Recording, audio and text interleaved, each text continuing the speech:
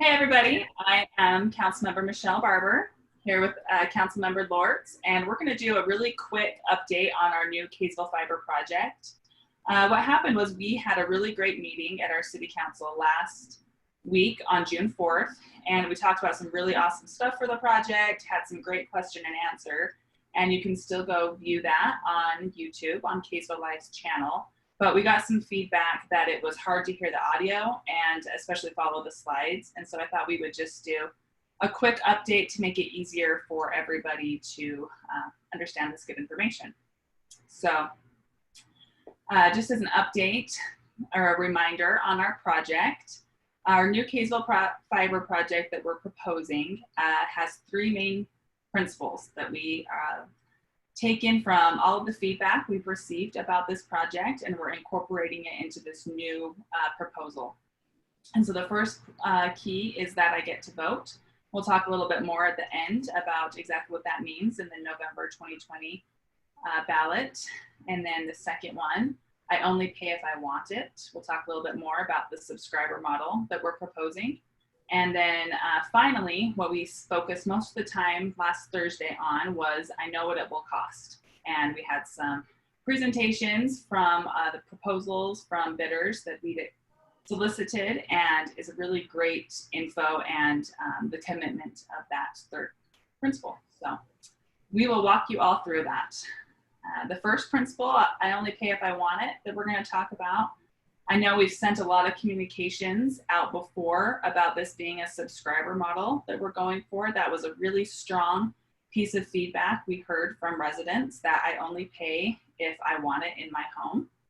And we've already sent a lot about what that actually means. So putting the last project to the side, you don't have to opt out. You aren't automatically opted into anything. You only pay after you've chosen to be a subscriber on the network. And we also had some really good questions on this piece that came up on Thursday that Councilmember Lortz is going to answer. So some of the questions that were asked, one was, why not just do the Utopia model if we're going to do a subscriber model? And we did evaluate that. That was one of the options that we evaluated last year in the original project. And as we went through the economic analysis, we found that doing Utopia would cost the residents of Kaysville between $7 and $40 million more than if we did the project ourselves. And so we thought that with that kind of a savings potential, we wanted to be able to really vet that out. And so this year we focused an RFP on trying to understand, were our estimates of costs correct? And would there really be that much in savings available to the residents of Kaysville by allowing Kaysville to own the network and operate it by itself rather than being part of Utopia. And so for that, when we did that, the bids came back and said, yes, that savings is out there and available if we do the project as a Kaysville project. And so that's where we're doing the subscriber model, where Kaysville owns and controls the operations of the network. Two points to add to that. When Andre talks about the RFP, that's for our request for proposals, those bids that I talked about earlier. That's just the acronym we have for them. And so that's how we shaped this new project after the feedback we heard. And the other point that I would make that we talked about on Thursday is when we were going through the feasibility analysis of how we could go about this project the best way, one of the pieces that came out of that was that something that really works for Kaysville in this scenario is that we own our own power company. And that makes the permitting process a lot more seamless. It takes out a lot of the cost and the delay that other projects will have where they don't own that. And it also makes the city have a lot of chances for efficiency spread throughout the city. So that's why we're really pursuing this model. And then another question that we're going to answer is that goes along with the subscriber model is, what's the risk? What's the risk to citizens who, let's say, don't subscribe, they don't want to pay for it, but what's the risk to the city as a whole from that? And along those lines, Councilmember Lortz can address that and what it would look like if we had gone with Utopia and how those are same and have a little difference. Thanks, Michelle. So basically the question about risk for the city, with a subscriber model, it's really about take rate. How many people sign up for the service? And luckily, when we did the survey last October of 2019, we received back a very, very good response. So we had almost 57% of the households in Kaysville respond. And of the responses, 55% said they wanted fiber in their home. So we knew that we have at least 2,900 people that said they would sign up for fiber in their home. And so when we go through and evaluate how many people we need to sustain a project like this, the Utopia model required a minimum of 2,900 people to be able to sign up. So along with these questions that we've had on the subscriber model is one question that's come up a lot is what's the risk to the city as a whole and those residents who are actually not subscribing to the service? So Councilmember Lawrence is going to answer that for us. So the risk really is the city will be issuing a revenue bond, which means that it's tied directly to the fees paid for the fiber program. So only those that are subscribing are going to be paying the fiber infrastructure fee, which will pay for the bond. But the city will also be pledging sales and franchise taxes to support the bond. So if there is not enough money from subscribers, that is a backstop that would be used to help pay for the bond.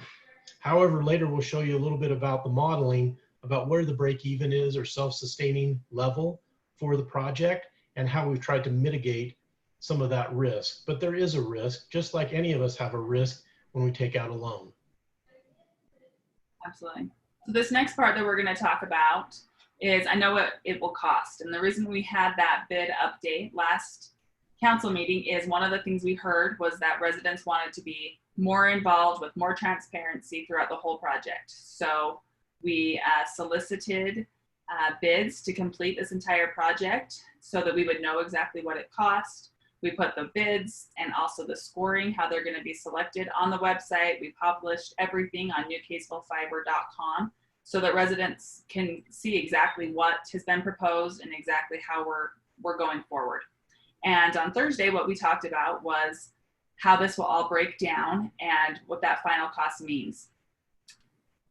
Awesome. So those rates and the self-sustaining break points are exactly what we presented last week. So this next slide will actually show you the breakdowns that we've put together. And this is the question that we've had for the past year plus is how can we be confident in this project? And so you can see all of the different take rates that are expected and depending on where we fall, how self-sustaining this project can be and how fast we can pay off the bond and reduce rates to residents. Andre, do you want to talk about each breakpoint there? Sure, thanks, Michelle. So you'll see at the top, we've got two self-sustaining levels. At the rates that we're going to show you here in a minute, we would require 4,200 homes or premises to subscribe for fiber services. And that would be self-sustaining and it would pay the bond off in 30 years. Now, if we fell slightly short of that level, we could still be self-sustaining at 3,500 residents subscribing, but we'd have to increase the fees by about $5 to be able to meet the bond obligations. Now, some people will say if you raise the rates, you're going to drop even more subscribers, and that's true, it may happen. But we also look, and right now we're between 5 and 10% less per month than the Utopia rates that are currently in Layton. So we think that there is room that if we had to, we could, but we want to go out with the best rates possible, believing that based on the response we got last October, we should be somewhere in between 50 and 55% of the residents are interested in having fiber. And so you'll see our expected case is actually that 50 to 58% subscription rate, which will pay the bond off in 22 to 23 years rather than 30 years. And if we were to hit the top end of what we believe is possible, getting about a 70% take rate, which is kind of our best case scenario here, we would pay the bond off in just 15 to 16 years rather than 30. So we've tried to plan for the worst and hope for the best, but expect somewhere in the middle to actually occur. And one thing I would say to this is the key to a really good project. We have lots of examples of fantastic municipal fiber projects all around the country. There's also some examples of ones that have not gone well, and it's because of this breakdown that we have right here. So we're looking at it and we're seeing, going forward, we're going to enter into this project a lot ahead because we have the data. The other part I was going to say is we have the survey that we talked about and a lot of information gathered. We're going to keep getting that information from residents indicating how interested they are and when, so that we can have a really good feel for it between now and November. And the next piece that we have is I know what it will cost. So again, part of the reason that we had that need for having those requests for proposals, the bids for how much it's actually going to cost to build out this network is what we've been working on this past few months and presenting at council. And we actually have another time this upcoming meeting where we'll be making a decision on that. One of the pieces of feedback we've heard from residents is that they really want to be part of this process. So we made sure to publish all of the proposals on the website, the scoring, and all of the financial information so that people can have a lot of transparency in how this will be built out. Andre, do you want to talk about the cost breakdowns? Sure. So based on what we received in the proposals and the discussions we've had with the bidders, one of the things you'll see on here is that there's a 25 megabit download speed and a 3 megabit upload speed, which is the definition by the FCC of basic broadband. And we want to make that available to low-income residents, but we'll have to work through with the ISPs on what that pricing will look like. So right now we can't tell you exactly what that'll be, but that's a limited set of residents within Kaysville that would qualify for that service. The main services you'll see are a 50 megabit download speed and a 10 megabit upload speed at $49.95. That's all inclusive. So that includes your fiber infrastructure fee, your ops and maintenance costs, as well as the ISP services. So that would be the total you would be billed. Now it'll probably be split into two parts when you actually get invoiced, both from the ISP and from Kaysville City, but together they'll total $49.95. Then you'll see we move up to the higher levels, which would be a 250 megabit symmetrical service, meaning you get the same speed uploads as downloads, which right now is very rare in Kaysville. And you'll see the 250 is at $62.95. And then if you want to jump up to gigabit symmetrical service, that's $69.95.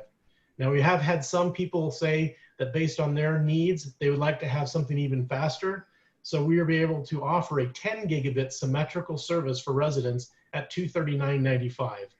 So those are the different choices that we're going to go out of the gate with. A couple of things we want to make sure people understand: there is no connection fee. There is no upfront costs. This includes your fiber modem in your home to be able to switch from fiber to your Cat5 wiring or your Wi-Fi router within your own home. We are not including a Wi-Fi router. It is optional. If you'd like to, then we will be able to offer Wi-Fi routers, but there'll be an additional cost, or you can just use the one you're using now or purchase one on your own. Now, our priorities in this whole project have been to first pay off the bond and then to reduce the rates. And so you'll see everything we talk about in here is that we really want to make sure we focus on reducing that risk of the bond as quickly as possible, and then giving the very best rates possible to our residents. One thing you will not see that we've been able to disclose yet is who are the ISPs be on the network. As soon as we award the project, then we will work with the operations winner of the project, and we'll be able to start disclosing ISPs as we work through getting them contracted to work with the new program. The other thing that you're not going to see right now is business rates. We will be working with the winning bidder to produce a business schedule. And again, our goal is to make sure that we are at or better than rates currently available for businesses within Kaysville and provide them a much better service now and into the future.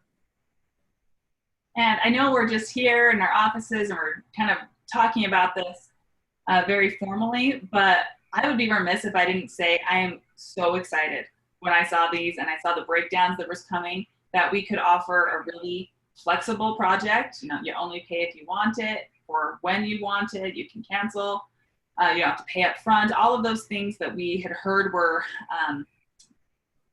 kind of constraints people were concerned about, rightfully so, that we were able to remove those and still have extremely competitive pricing. So I know in my household, we stand to get much, much better service. I mean, symmetrical service isn't even close. We're not even close to that and still save money every month. So I'm really excited about that. When we talk about the low income option, that's one of the benefits of owning this network through the city, is that we can make it work for the city in custom ways that we couldn't otherwise. I'm really excited about that. Councilmember Barber, one other thing that we should probably mention, a concern that was raised quite often was, well, if I don't sign up immediately, am I going to have some penalty later on to join the network? And what we want to say is that right now, there is no penalty. You're going to pay the same rates as everybody else when you sign up. The only downside of waiting later is that you may be put into the queue for our home connections, because we're going to move through the city relatively rapidly, since we're planning to build the entire network in 2 years, but the home connections will probably take longer. So when people sign up early, as we hit their neighborhoods, we're going to hit everybody that has signed up early and get them done. And if you sign up later, you'll have to wait till the crews are available to come back to your neighborhood. So that would be the only penalty, is time, that if you don't sign up early, you may have to wait longer to get connected. And that's the exciting part about the project, is that it is available to everyone in the city. That's been another key piece that we wanted from the very beginning, because there are some difficult areas in the city to reach, some that are in big neighborhoods. They might have other constraints around them, but we want to make sure this is available to every single Kaysville resident and businesses eventually. I love that part of it. The next part we want to talk about is the third principle that we had on there, that I get to vote. We're going to be doing a lot of follow-up information about what to expect in the November 2020 vote. This is actually a huge process to put an initiative as a city on the ballot. I'm really glad we've had the entire year's timeline laid out. It's also on the new KaysvilleFiber.com site, where you can see exactly everything to expect, when you come for public hearings, when you can come to more town halls and information sessions, because we want there to be no surprises and everybody to know exactly what to expect. And one of the key things that we're going to do is we're going to publish exactly what you will see on the ballot, so you can get familiar with it, so you can read about it and really know what to expect before it gets to that point. Anything else on that, Councilmember Lortz? I think the biggest thing to know is that, this is a unique project. And so we've been breaking some new ground in what to put on the ballot language, and working with council to do that. And that's taken several months to try to figure out how to do this so it is simple, clear, but yet meets all of the requirements within the state of Utah. And so I'm excited that, we've been able to take that time to do it right and really put together, I think, a world-class project that Kaysville can be proud of. Absolutely. I said this in the meeting last week. I think I say it every time I talk about this project, but I am really glad that we're in the position that we're in right now. It's given us time to do it right, time to listen to residents, and time to get put together, truthfully, the best project for our city. And so I am so glad we're here. I'm glad that we're talking about this early enough. I've had a couple of people say, why are we even talking about this if we're not voting until November? And I'm saying, because we committed to lots of disclosure, lots of transparency, and it's a lot of information to share. We wanted people to be part of the process. So thank you for being a part of that process. We open it up to more questions. We're going to be having more town hall meetings. There's some that you can go watch on KaysvilleFiber.com. And depending on how things go, we may do some more in person. We may just keep doing them remotely, depending on how things are in our county and state. But we will be sure to keep presenting opportunities for people to be involved. And probably one of the ones we should mention is that next Thursday, prior to the city council meeting, from 6:15 to 6:45, we will be having a Q&A for anybody that would like to come down and ask questions about the new Kaysville Fiber program and where we're at and what we're doing. And watch for further updates, because we will continue to release information as we work through it. Even after it is referred to the ballot, we'll keep updating all the information based on what is happening. Absolutely. Lots of options to get involved and contact us. If you have questions about this Kaysville Fiber project, you can always email fiber@kaysvillecity.com. And then once again, newkaysvillefiber.com is where you can go to find a lot of information and chances to get involved. So, thank you, everybody. Be safe. Yes, be safe. Take care.